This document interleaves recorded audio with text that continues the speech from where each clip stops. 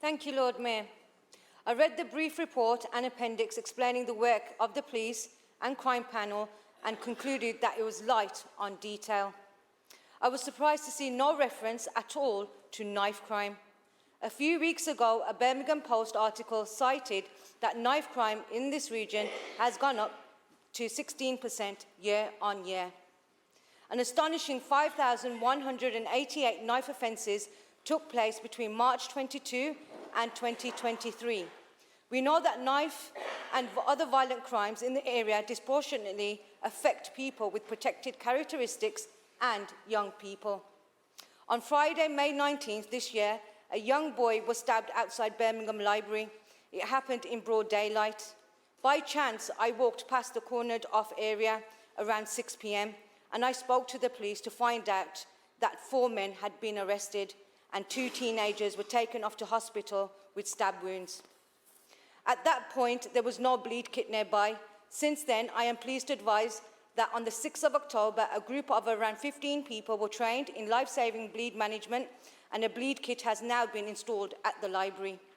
I will take this opportunity to urge my fellow councillors to campaign for bleed kits where there may be a need.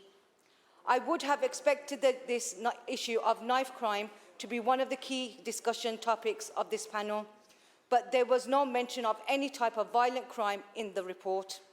One of the objectives which did warrant a mention was objectives to improve road safety. As Liberal Democrats, this has been a key priority of ours for some time. In my ward, there is a junction by one-stop shopping centre that is famous for being a treacherous place for pedestrians.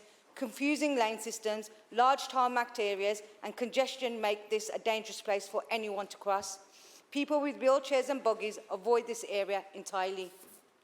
In Yardley, there are serious problems with speeding vehicles and racing late at night. Too often, the perpetrators feel confident that they will not be caught or challenged.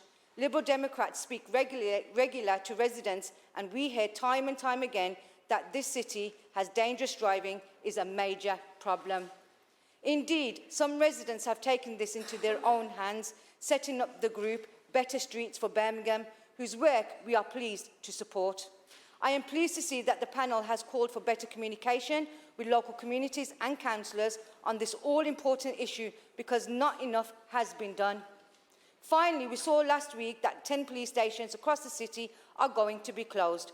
The Police Crime Commissioner, Simon Foster, was keen to advise people that this will not affect community policing, but many people already feel that they do not have enough police presence in their area.